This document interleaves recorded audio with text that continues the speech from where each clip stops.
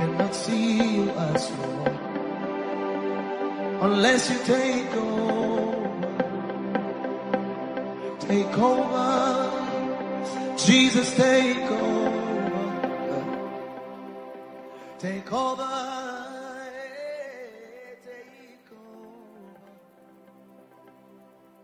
I cannot know you as you are unless you help me to know.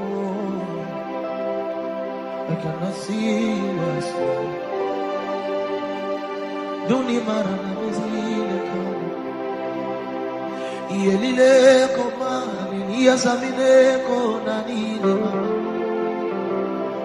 Una maka zizini La mare zazile mekone Yalale kama Zamamine kurari Said I'm tired of myself. So Jesus, take over. Said I'm tired of myself. On cherche toujours Our une chose. Bolo, take over. Ebenezer, de ton côté, ça passe le Said I'm son. tired of myself. Shalom, shalom à tous. Oh, humilité. Shalom, je crois que ici à la régie tout va bien. Ebenezer, Ebenezer qui me confirme que tout va bien. J'espère que tout le monde est là. Les amoureux du bizarre. Et comme je disais, bienvenue à notre plateau. Bienvenue aux Chroniques du Prophétique. Alors nous sommes précisément à activer les bienfaiteurs saison 4. En tout cas, c'est une série que nous aimons amoureusement. Et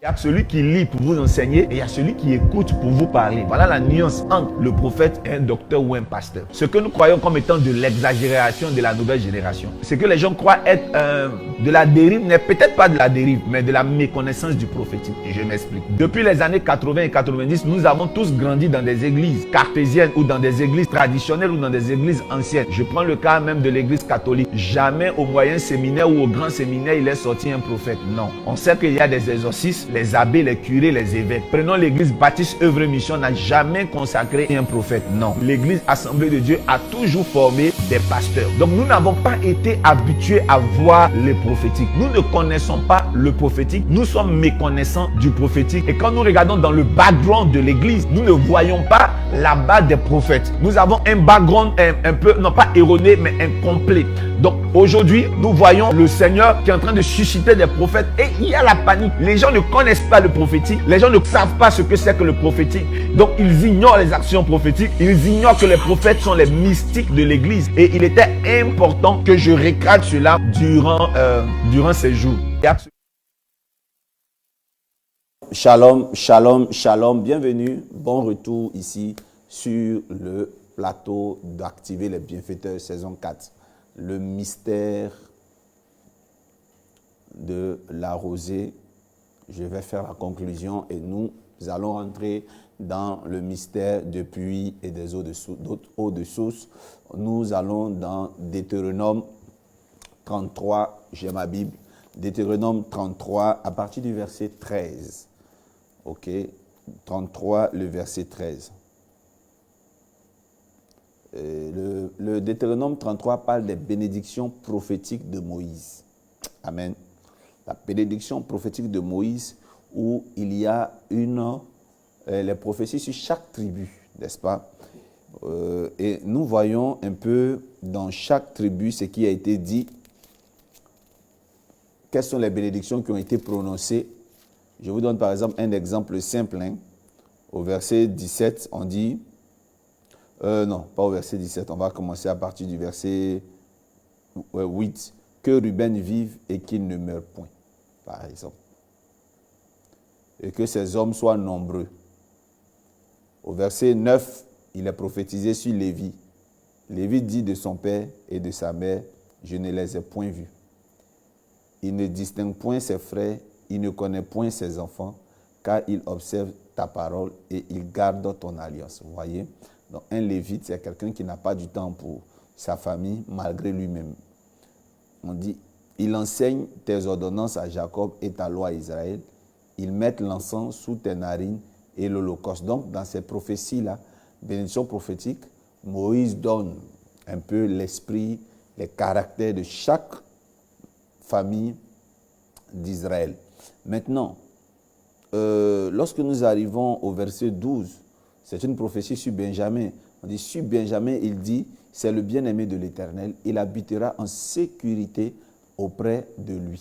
L'Éternel le couvrira toujours et résidera entre ses épaules. Amen. Maintenant, le verset 13. Merci Ebenezer de nous donner le texte biblique. OK? Le texte biblique, verset 13. Voilà ce qui est dit sur Joseph. Sur Joseph, il dit, son pays recevra de l'Éternel un signe de bénédiction, le meilleur don du ciel, la rosée. Je reprends. Sur Joseph, il dit, son pays recevra de l'Éternel le meilleur don du ciel, la rosée. Waouh, waouh, waouh. Qui veut que je refasse encore la lecture? Voilà ce qu'elle dit sur Joseph. Sur Joseph, il dit, son pays recevra de l'Éternel un signe de bénédiction, le meilleur don du ciel, la rosée. Et comment? La rosée est le meilleur don du ciel. Oh my God. La rosée, le meilleur don du ciel. Vous savez, quand Dieu vous bénit, il commence par vous donner la rosée.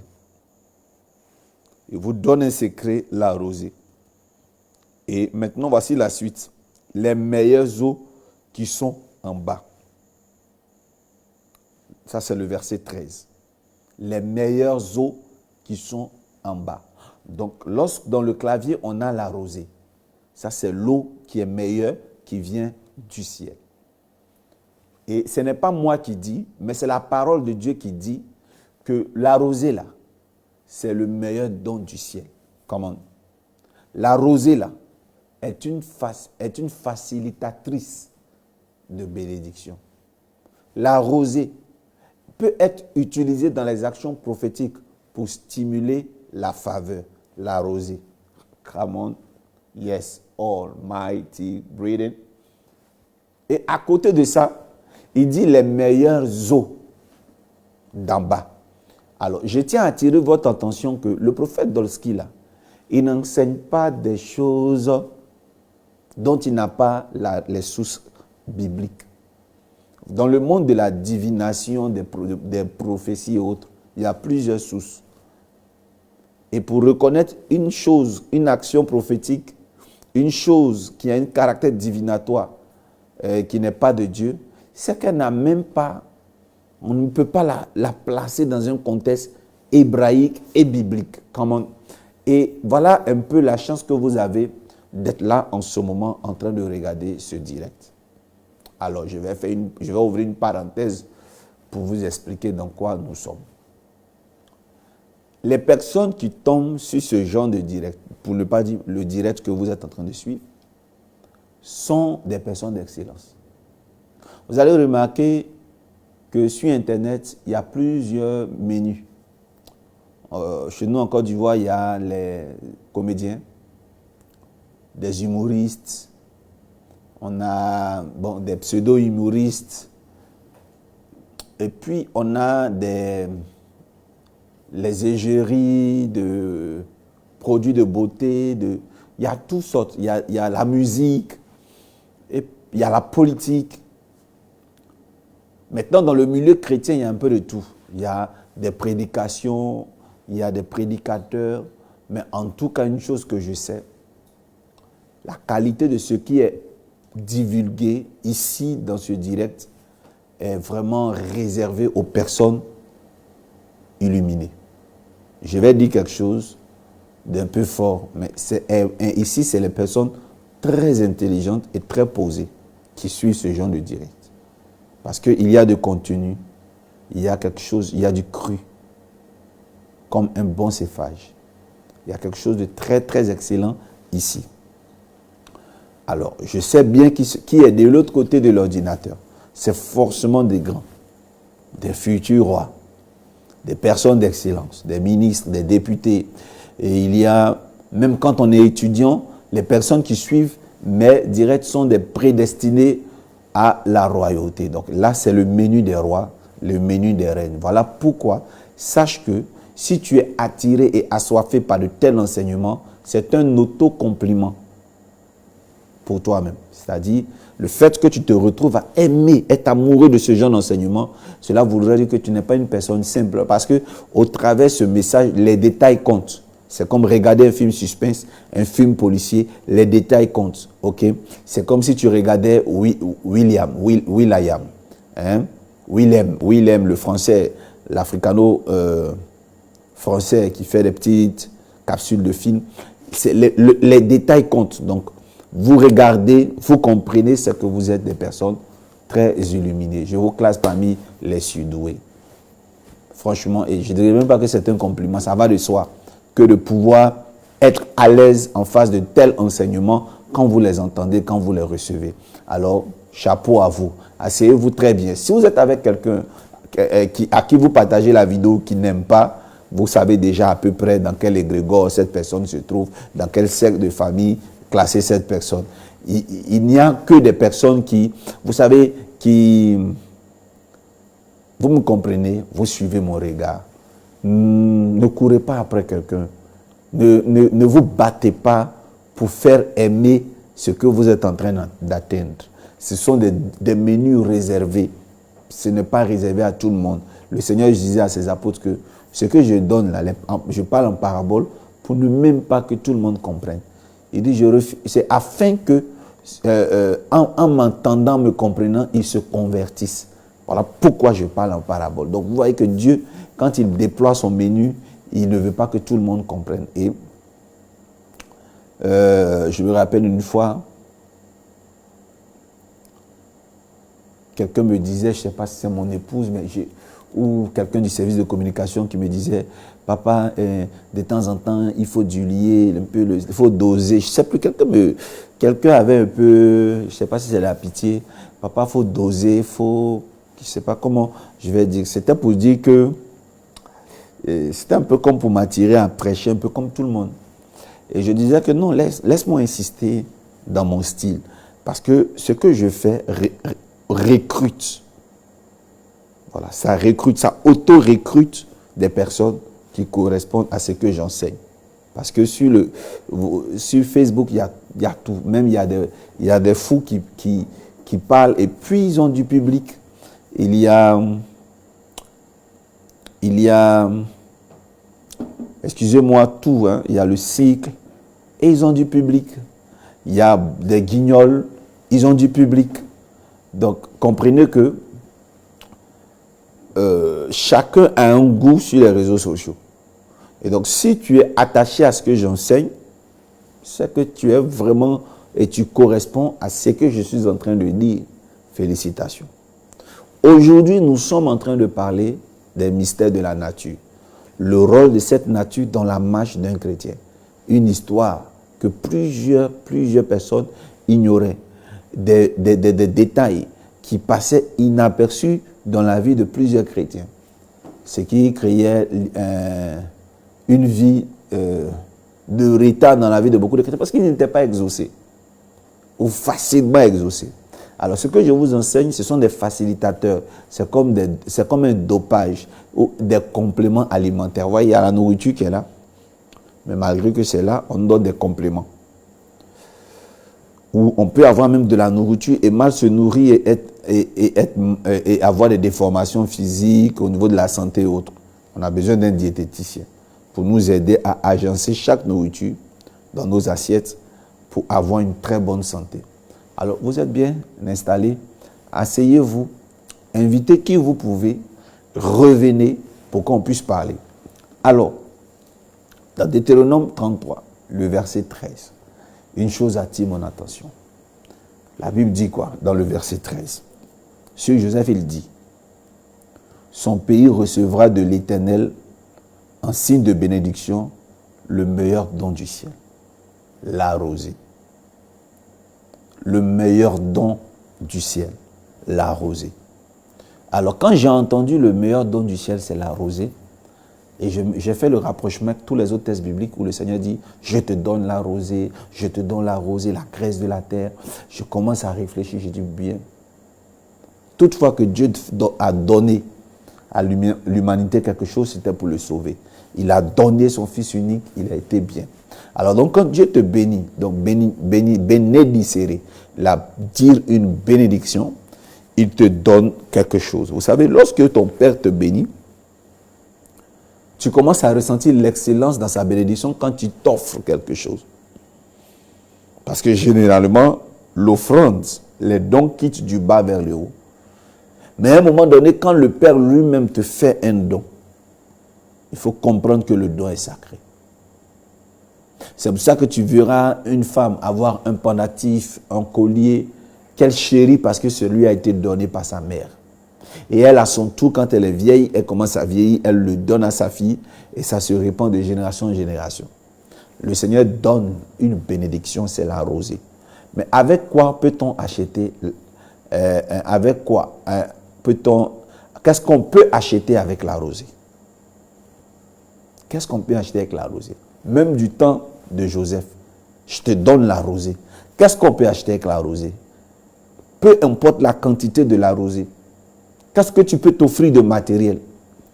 Est-ce que avoir des litres de rosée chez soi détermine que tu es riche? Non, je ne pense pas.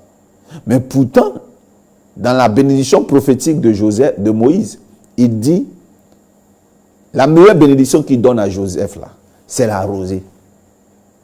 Aucune fille peut se glorifier et s'enorgueillir. Aucune fille peut se glorifier ou aucun homme, aucune femme de la rosée. Donc, vous comprenez donc par là que la rosée, là, sa bénédiction est donc cryptée. C'est une bénédiction qui n'est pas monnayable, ou non, qui n'a pas de sens aux yeux des humains, mais qui a un sens dans la sagesse des hommes mystiques. Aïe, aïe, aïe, aïe. L'homme mystique peut comprendre ce que je dis. Les hommes mystiques savent ce que je suis en train de dire. Un amoureux du mystique est déjà connecté. Un amoureux du mystique sait déjà ce que je suis en train de dire. Et je veux vous dire, tous ceux-là même qui réussiront un tant soit peu à récolter une portion de choses, de rosée est bénie. La rosée du matin. Quand tu rentres dans une clairière, tu rentres dans une forêt, que tu recueilles un peu de rosée, surtout cette rosée qui est en bonne quantité quand même, qu'on peut prélever, qu'on peut puiser.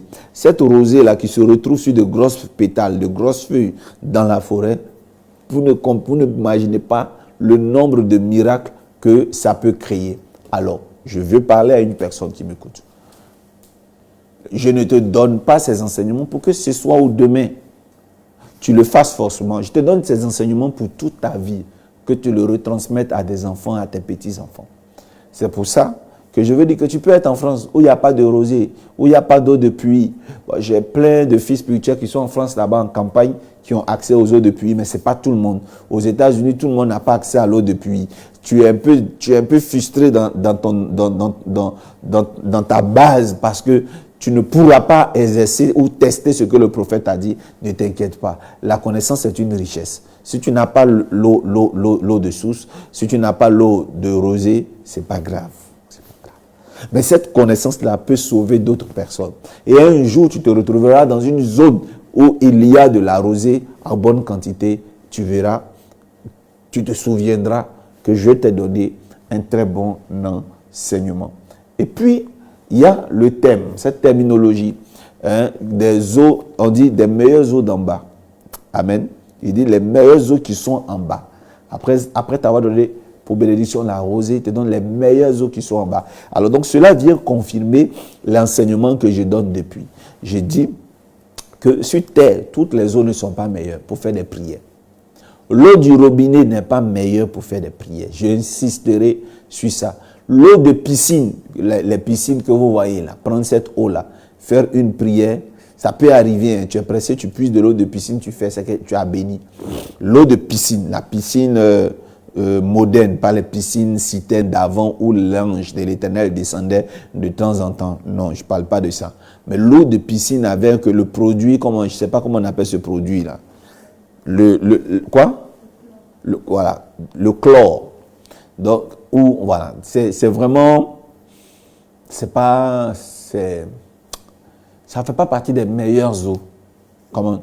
Ça ne fait pas partie des meilleures eaux, mais je pense que l'eau de source, l'eau de rivière, l'eau de roche, il y a des eaux que Dieu même appelle les meilleures eaux, dans lesquelles peuvent s'intégrer facilement des anges pour venir à notre secours.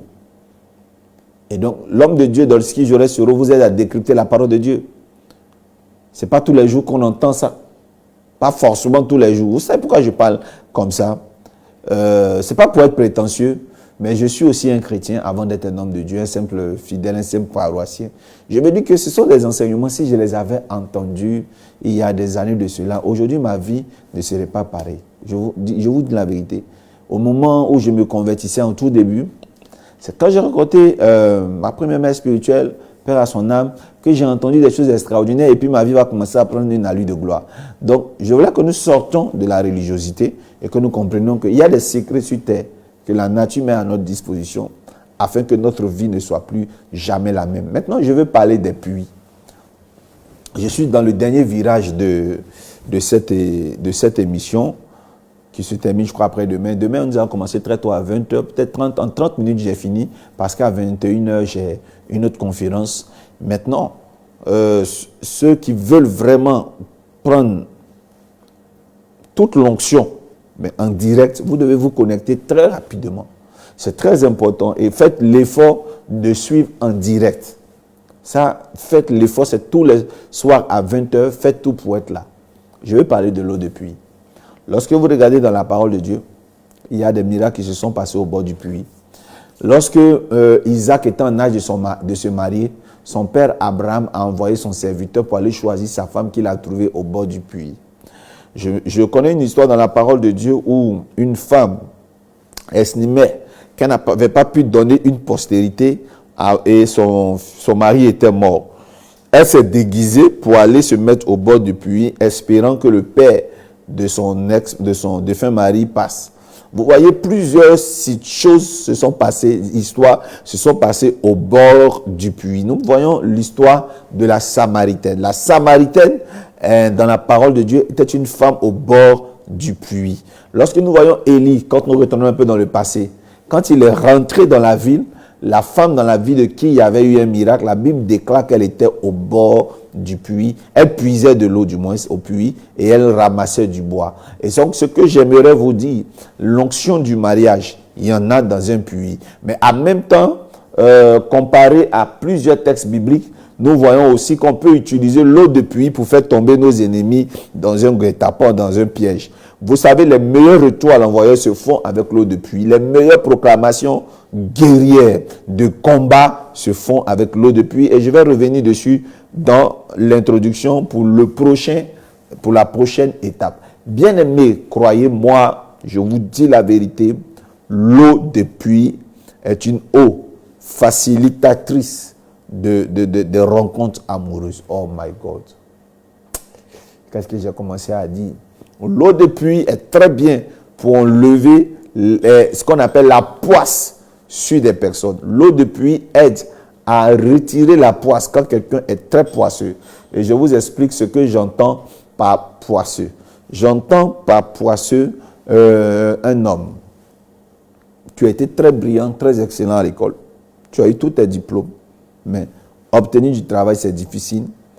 Tu n'as jamais duré plus de 6 mois dans une entreprise où tu fais toujours des stages, jamais on t'embauche. Tu fais toujours des stages, jamais on te recrute. Alors, j'aimerais juste parler dire à quelqu'un qui m'écoute que la poisse est dans tous les domaines. Je n'ai pas forcément besoin de trop décrire comment est-ce que tu échoues dans des domaines et des compartiments de ta vie, comment tu échoues et que les choses se répètent. Ça fait combien de fois, n'est-ce pas, tu es dans des tentatives de passer le permis et ça échoue, des tentatives de demander le visa, ça échoue. C'est de la poisse. Un esprit de non-accomplissement peut être déjà chassé si tu pries sur de l'eau de pluie. Alors, pour un homme de Dieu qui me regarde aujourd'hui, il comprend beaucoup de choses. Souvent, tu as si souvent prié sur de l'eau de robinet et tu es parti à l'église, tu as prié sur tes fidèles en les bénissant avec de l'eau de robinet ou de l'eau de minéral. Tu sais, l'eau minérale est de l'eau de source. Comment? L'eau minérale, c'est de l'eau de source à la base. Mais avec le monde de l'industrialisation, nous devons passer à un autre niveau. Il arrive une fois dans le mois ou des mois où je demande que mes fidèles envoient des bouteilles d'eau minérale pour prier pour mes fidèles. Et je vais vous donner un message, c'est que quand je fais et je bénis à ma manière, je fais des anges, ça marche. Mais il y a un niveau supérieur, c'est ce que je veux dire. Je ne dis pas que l'eau minérale, la bouteille n'est pas bonne quand on prie. Même l'eau de robinet peut faire des miracles. Mais il y a une qualité de prière lorsque nous devons les faire. Et nous devons la faire. Nous avons besoin. Alléluia. Nous avons besoin de quoi? Nous avons besoin des éléments puissants. Des éléments puissants. Je vais vous parler de la loi de l'eau, la force de l'eau. Je vais vous parler de comment est-ce que l'eau intervient dans notre vie. Vous comprenez que lorsque vous parlez à la terre, l'eau, la terre comprend le message de l'eau. Quand nous avons les anges qui viennent à notre secours, nous voyons si souvent des anges qui parlent notre langue. Mais je tiens à vous informer que tous les anges ne comprennent pas français, ne comprennent pas allemand, ne comprennent pas anglais. Ce sont des anges qui ne comprennent pas nos langues. La preuve, lorsque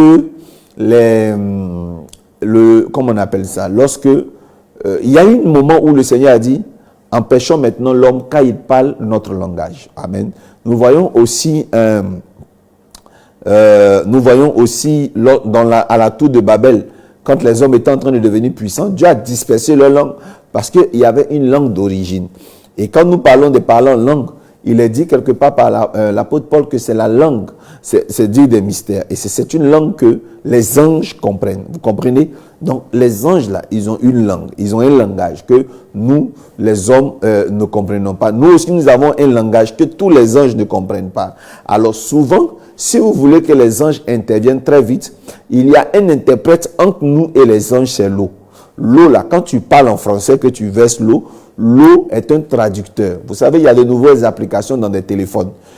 Surtout quand les Chinois ils viennent ici en Afrique, ils parlent en chinois et puis ils appuient un bouton et ça traduit en français pour celui qui est là. Celui aussi qui est là, qui parle français, parle à l'intérieur en français et quand on appuie un autre bouton, ça traduit en chinois pour le chinois.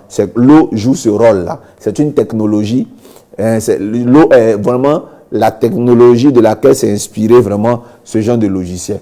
Il faut simplement parler à l'eau, laisser l'eau couler pour qu'il y ait bénédiction. Je vais vous dire, même dans le désert, s'il n'y a pas d'eau, vous pouvez faire des libations. La Bible dit que dans le désert, l'enfant de Agar pleurait, Agar elle-même pleurait, il n'y avait plus d'eau.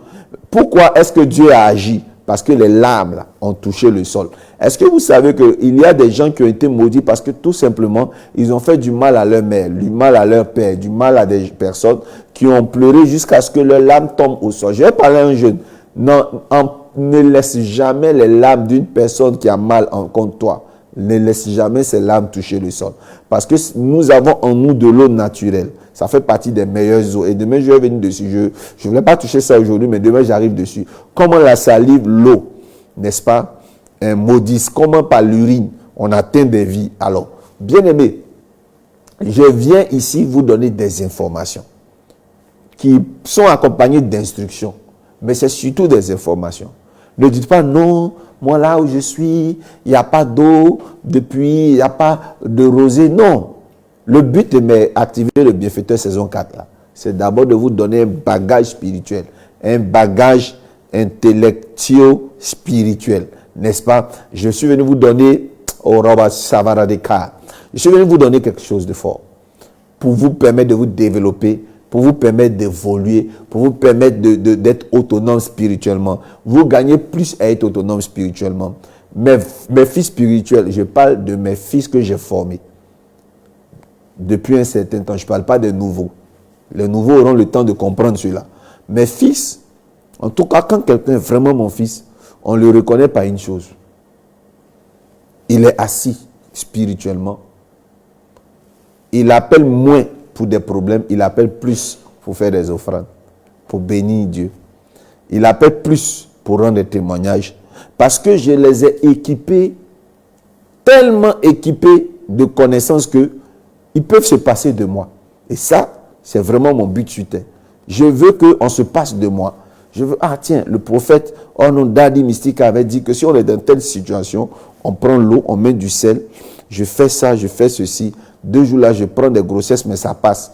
C'est pas grave. Je vais prendre l'eau de source, je vais prendre l'eau de pluie, je vais mettre du sel, parce que Dadi a dit ça. Et donc, ça fait qu'ils sont très autonomes et personne n'échoue autour de moi. Le jour où je viendrai en Côte d'Ivoire, vous venez dans mon église, regardez par chronologie, les plus anciens sont bénis. Les plus anciens vivent l'épanouissement. Mais pas qu'ils ont commencé comme ça, tout doucement. Ils ont écouté des enseignements, ils ont écouté des formations, jusqu'à être autonomes, jusqu'à être indépendants. Et puis, tout va bien. J'ai des pasteurs dans mon église que je n'ai même pas eu besoin de faire une grille de salariale pour qu'ils soient payés. Ils sont tous autonomes. Tout va bien. Ça va. Même parfois, même quand je voyage, ce sont eux qui payent mes billets d'avion classe affaires. C'est-à-dire, tout va bien. Parce que j'ai pris le soin de les nourrir par la parole de Dieu. Et nourrir par la parole de Dieu un chrétien, ce n'est pas seulement lui dire la sanctification, ne pêche pas, ne te masturbe pas. Bon, c'est des choses, même si je n'étais pas sur cette terre et qu'il n'y avait pas d'église, tout le monde connaît ce qui est mauvais. On appelle ça la pensée d'éternité. Ce dont beaucoup de chrétiens ont besoin, ce n'est pas qu'on leur dit seulement ne péchez plus, qu'on leur parle de l'enfer et du paradis qui va venir après la mort, mais qu'on leur donne des secrets sur terre pour être autonome. Vous comprenez? C'est bien beau, c'est bien quand les chrétiens viennent vers moi. Parce qu'on ne vient pas dans la maison de Dieu les mains vides. Quand les gens viennent, quand ils n'ont pas beaucoup de connaissances sur comment être autonome, ça n'arrange que moi, le pasteur, puisque si tu viens me voir, tu viendras avec une offrande. Mais vous savez, je ne crains pas qu'un chrétien soit autonome. Parce que l'homme qui souffre, qui rentre dans ton bureau, ce qu'il peut te donner ne peut jamais te satisfaire qu'un homme qui est exaucé, qui vient te dire merci avec une bonne offrande. Donc, je peux investir dans la vie de quelqu'un des enseignements parce que je crois que je suis faiseur de roi. Si je suis pasteur d'un roi, je suis béni, n'est-ce pas? Puisque consommateur des petites offrandes de personnes qui ont des problèmes. Bien-aimés, je vous donne un enseignement en tant que faiseur de roi. Quelqu'un qui a mis en commentaire « Amen », il reçoit l'affectation d'un ange. Un ange est affecté dans sa maison. Nous allons parler de promotion demain. Nous allons parler de comment faire asseoir une personne dans son boulot et afin de ne point être déraciné. Bien-aimé, tu seras enraciné. Tu n'échoueras jamais. Tu seras enraciné. Tu connaîtras le vrai bonheur parce que tout simplement, Amen, tu connais les enseignements que je te donne. Bien-aimé, j'ai aimé passer du temps avec vous. De tels enseignements sont toujours combattus. Les gens peuvent le disputer, le contester. Mais les résultats sont toujours efficaces. Que Dieu vous bénisse. Alors, j'ai passé combien de... 1 heure avec vous, peut-être moins avec vous. Et j'espère pouvoir vous retrouver dès demain. J'espère pouvoir partager vraiment de très grands secrets avec vous. Alors donc, je répète, le texte biblique, c'était quoi? Deutéronome 33, le verset 13. Que Dieu vous bénisse. À très bientôt. Bye.